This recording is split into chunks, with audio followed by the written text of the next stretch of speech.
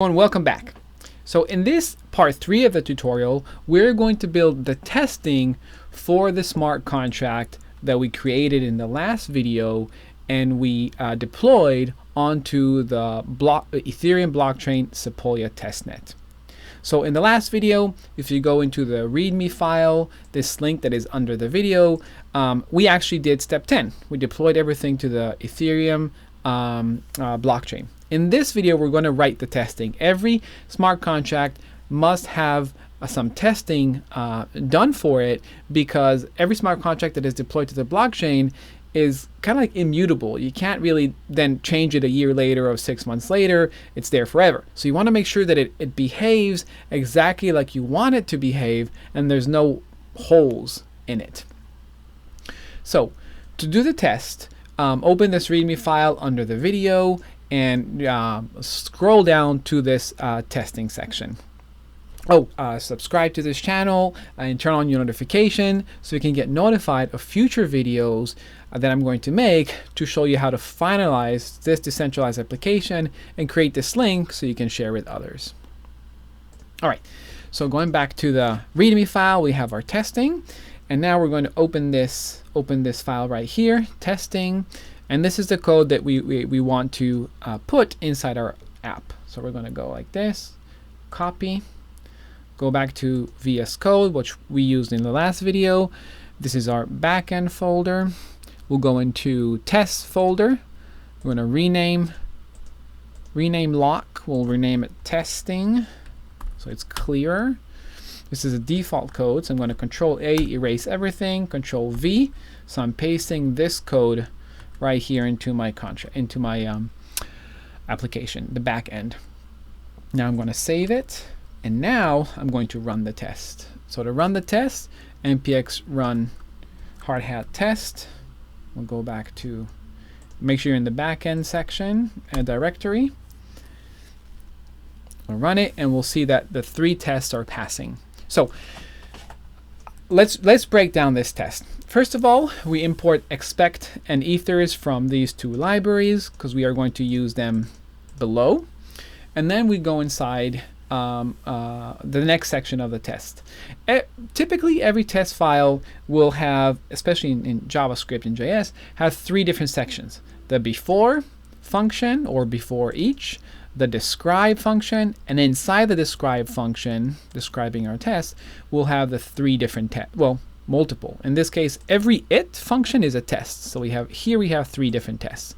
But obviously, you can build as many tests as you need, right? You're encouraged to build as many tests as you need to fully test your smart contract.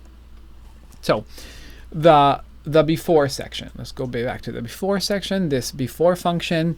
Here, I'm going to execute everything I put here inside the before function will execute only once. That is the meaning of before. Once, and then all the 3 tests are going to execute after this before function.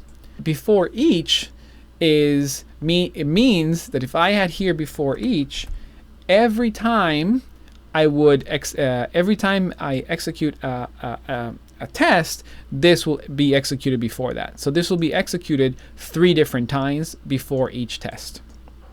So I don't want before each. Not in this case. I don't need it. In most cases, you probably will need it. Here I don't.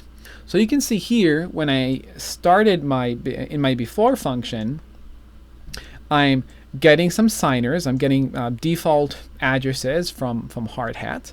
And they're gonna be placed inside the accounts variable. We'll take the accounts 0. We'll call them the owner. Accounts 1 will be just another address.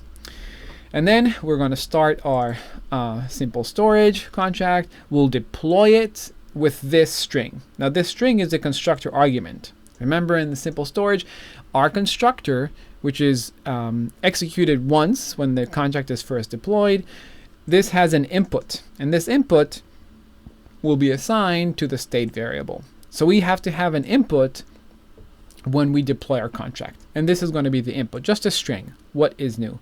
Then we wait for the contract to be deployed, and then we print these 3 things out. And you can see it right here. We're printing contract's address. This is just a fake address on provided by like Hardhat, and then the first accounts 0 address, and then accounts 1. Now account's 0 address, this is going to be equal to the owner because it's the first address in the accounts variable, and the first address is used to actually execute or create the contract. All right, so we have our before function. Our contract was created with this constructor. And now in the first test, we're going to say that it should retrieve the initial sentence set by the constructor when the contract first deploys. So I'm going to call the contract again, and I'm going to call this function on the contract, getSentence. And remember, this function getSentence right here on line 16 doesn't have an input, but it just, as soon as you click on this getSentence function, it returns the state variable, right? The store sentence. Now this state variable should be equal to whatever the constructor input was set to when we first started. So this first sentence should be equal to what is new, right? So we wait for this contract function to be called, and once it's done, we expect it to be equal to what is new. And you can see here, should retrieve the initial sentence, and it passes. If we change this to what is, whatever, not new, you'll see, let's run this again, npx hard, you'll see that this test will fail. And it will explain, this test failed right here. I'm expecting what is new, but the actual was what is not new. So this test failed. Put it back. All right, the second test. We are going to retrieve the last sentence added, but not the first sentence, right? Not the first sentence here that we added as a constructor, but the last sentence. So here we're going to run this contract and call the getSentence, we'll call the setSentence function. Now the setSentence function, remember, takes an input, a new sentence, and we'll assign it to the state variable right here.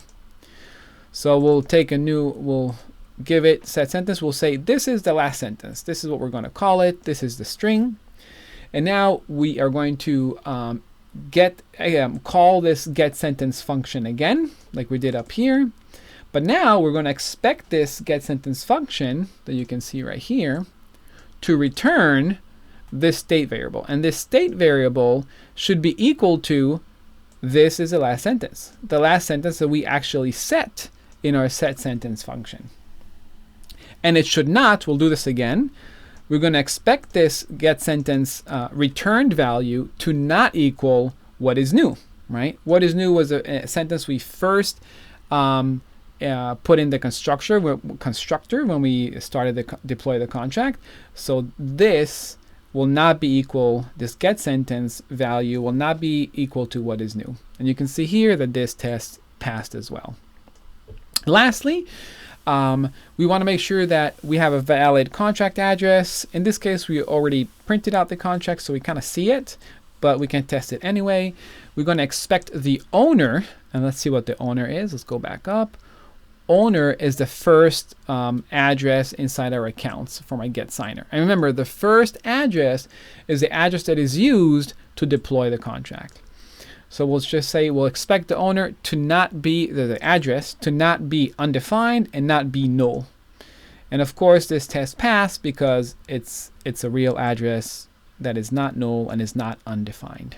Great, so that's it. I would recommend play around with this. Change this to equal, change the values here, and try to write your own tests to better learn and get used to writing your it functions. As always, remember that I'm going to create more videos so you can learn how to finalize this decentralized app and share it with whoever you want. Don't forget to subscribe, turn on your notifications, and I'll see you in the next video. Always remember, we're better together, so help each other out.